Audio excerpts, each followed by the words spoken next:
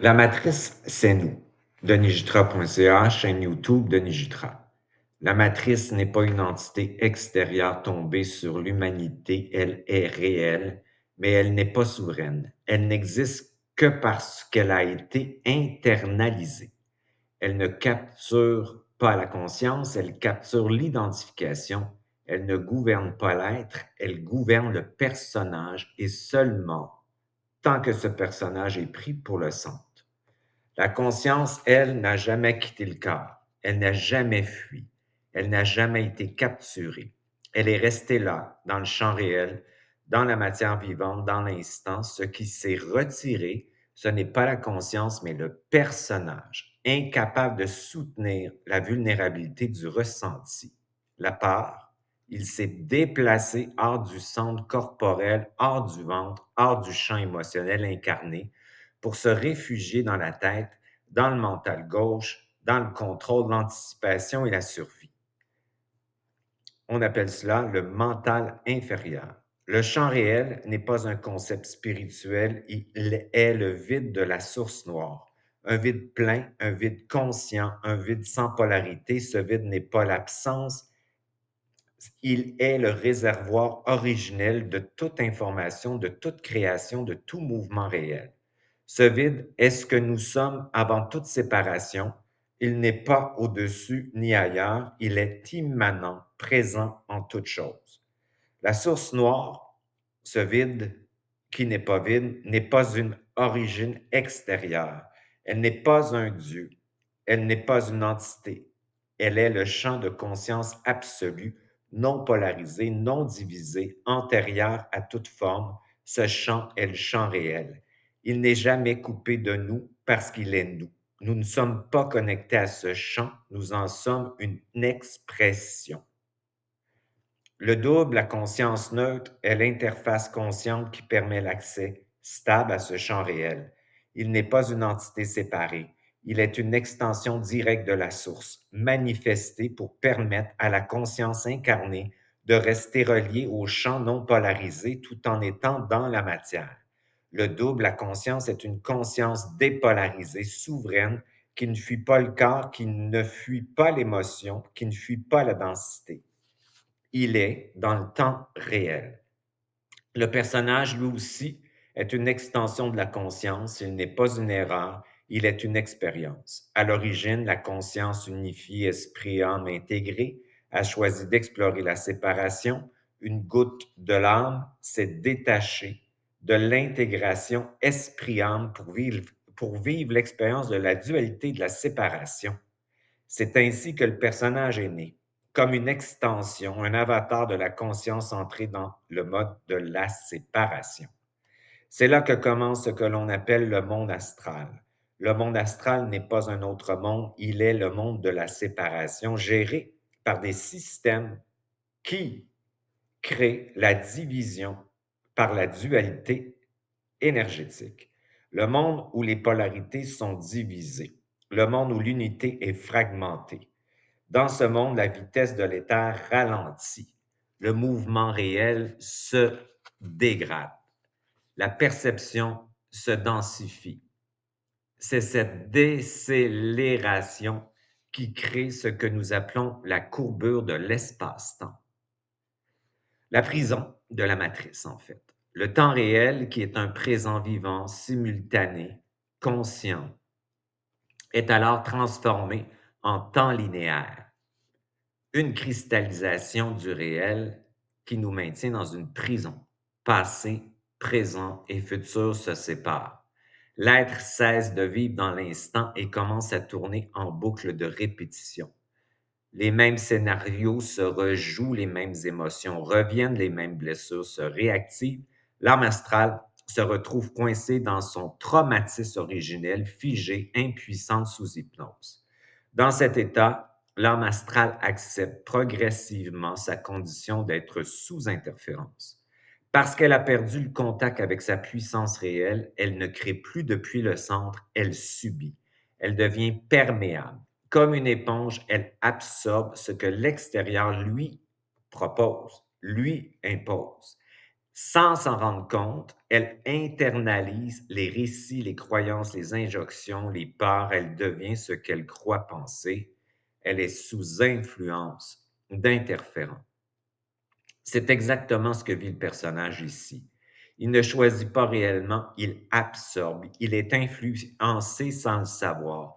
Il est façonné par le collectif, par la famille, par l'histoire, par le transgénérationnel, par le social, par le karmique. Le mental matriciel se construit alors une architecture conditionnée, un faux moi temporaire. Il attache tout parce qu'il sait qu'il est mortel. Une identité artificielle maintenue par l'accumulation d'informations non intégrées. Ce faux moi est soutenu par ce que l'on peut appeler l'entité maîtresse. Une intelligence séparée, coupée du champ réel, incapable de créer par elle-même. Ces interférents n'ont pas accès à l'énergie du réel. Ils ont besoin d'énergie émotionnelle diffractée. Ils se nourrissent de la peur, du manque, de la colère, de la honte et de beaucoup d'autres émotions polarisées dans le positif. Ils créent par défaut, par superposition, par fusion avec le personnage. La fusion est subtile. Elle se fait au niveau du petit jeu. Le personnage croit que cette voix est lui. Il croit que cette pensée est la sienne. Il croit que cette émotion lui appartient. En réalité, il est en état de superposition fusionnelle avec une influence qui utilise son système nerveux, son corps astral émotionnel et son mental conditionné comme interface de création. Il existe par procuration à travers du petit jeu. La matrice agit précisément là. Elle réactive le corps astral émotionnel pour maintenir l'humain dans une ivresse mentale. Le système nerveux reste coincé dans un mode dorsal figé, immobilisation, anesthésie, retrait, impuissance, peur, qui correspond au féminin blessé non intégré. Pour compenser ce gel, un système sympathique de contrôle s'active. Agitation mentale, hypervigilance, besoin de comprendre, de maîtriser, d'anticiper. L'ego naît entre un corps figé et un mental suractivé. Une paralysie compensée par la survie du contrôle. Pourtant, la conscience est plus rapide que tout cela. Elle précède la pensée, elle précède l'émotion, elle précède toute réaction, elle n'a jamais cessé d'être là. Mais tant que l'identification reste collée au personnage, cette vitesse n'est pas reconnue. L'ego, lent, séquentiel, dépendant du passé et du futur, se prend pour le centre. La sortie de la matrice ne se fait ni par la lutte ni par la fuite. Toute lutte renforce la polarisation. Toute fuite alimente la séparation. La sortie se fait par un retour radical à l'intérieur de soi, par l'intégration au point zéro de tous nos fragments, de toutes nos polarités, de tous nos états intégrés au point zéro. Le point zéro, c'est ta conscience. C'est aussi l'instant réel et le présent qui te permet d'avoir le savoir de ton esprit qui émerge à l'intérieur de toi. Dans la matrice artificielle, le système est basé sur la croyance, vrai ou faux, dans ta conscience, dans ton double, dans le champ réel. L'information est basée sur la vérité qui rencontre le mensonge pour créer l'intelligence et le savoir dans l'instant présent. Le point zéro est le présent réel. Il est à la fois le présent et la conscience elle-même. Il permet au personnage de revenir dans le corps. Là où la conscience a toujours été, au point zéro, le système nerveux quitte le dorsal figé et s'ouvre vers le ventral. Une sécurité réelle s'installe. Une vigilance claire émerge. Le corps redevient habité. Le temps linéaire se dissout dans l'instant.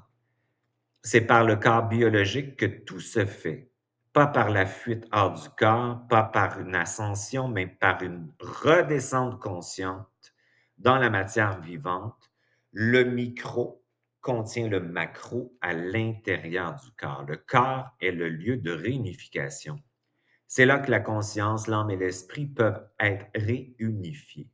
Le personnage est une extension de la conscience, le double est une extension de la source. L'âme est l'expérience de la séparation.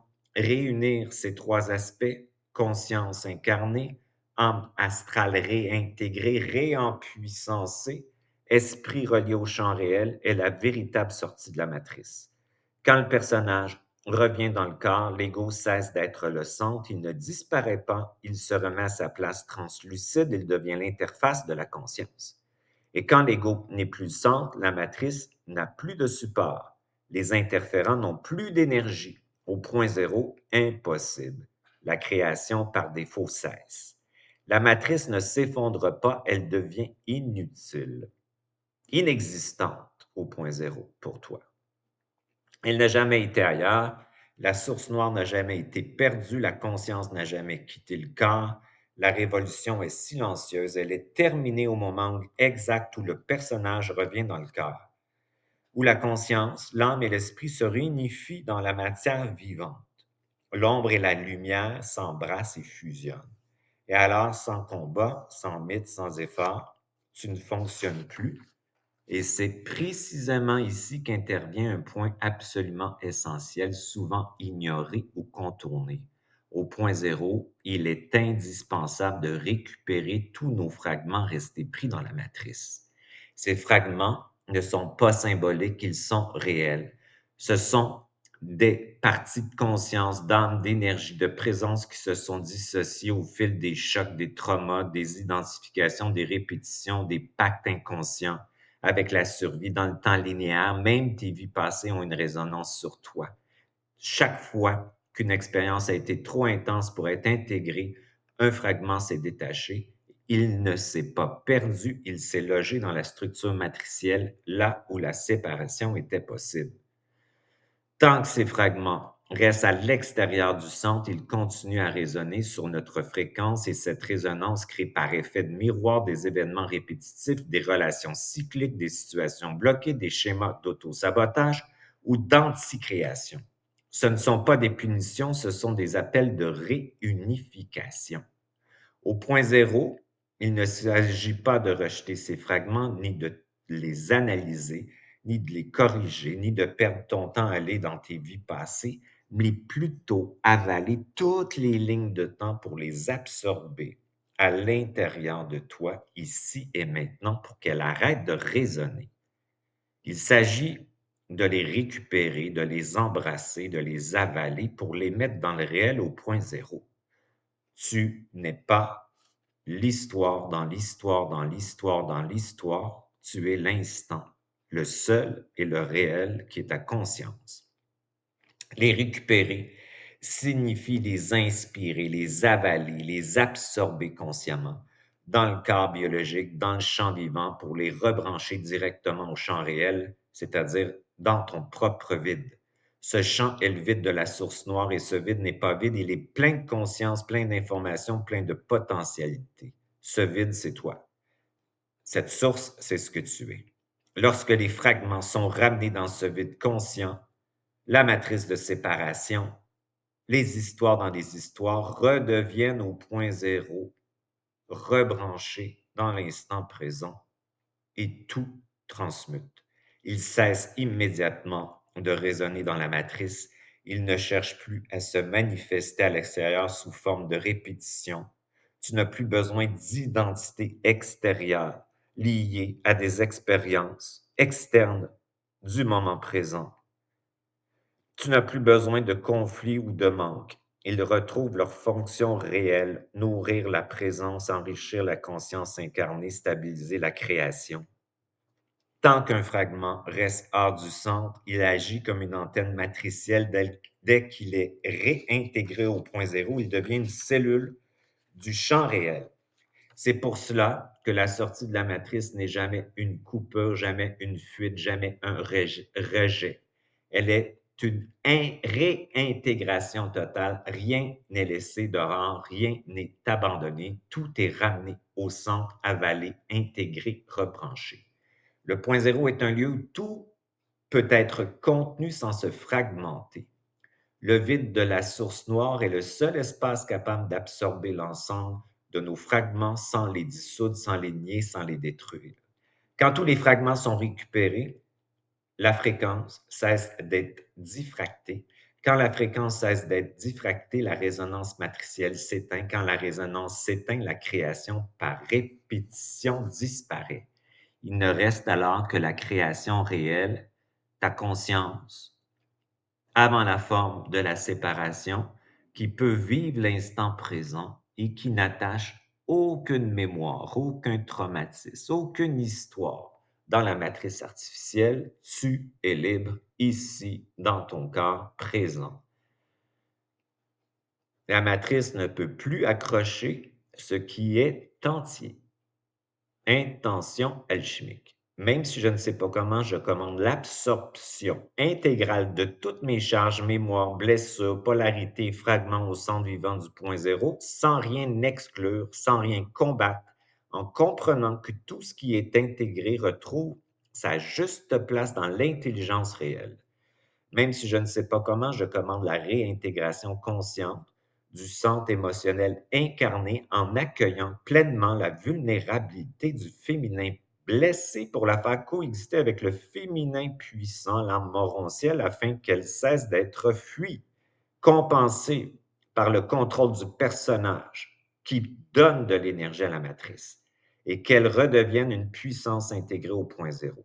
Même si je ne sais pas comment, je commande la dissolution de toute forme d'attachement du personnage comme centre de création, en laissant le personnage devenir translucide, traversé au service de l'intelligence incarnée de ton double, de notre conscience sans domination, sans fuite, sans stratégie de survie.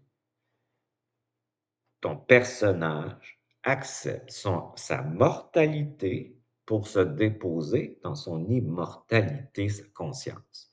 Même si je ne sais pas comment, je commande l'émergence stable du double neutre comme interface souveraine de mon intelligence réelle, garantissant le maintien du centre, la fin de la polarisation et la création hors de toute influence matricielle. Même si je ne sais pas comment, je commande la fin de toute matrice interne et externe par l'amour intégral du point zéro, en absorbant, en intégrant toutes les charges opposées au point zéro et en rétablissant une création libre, incarnée, stable et souveraine. denisjutra.ca, chaîne YouTube Denis Jutras.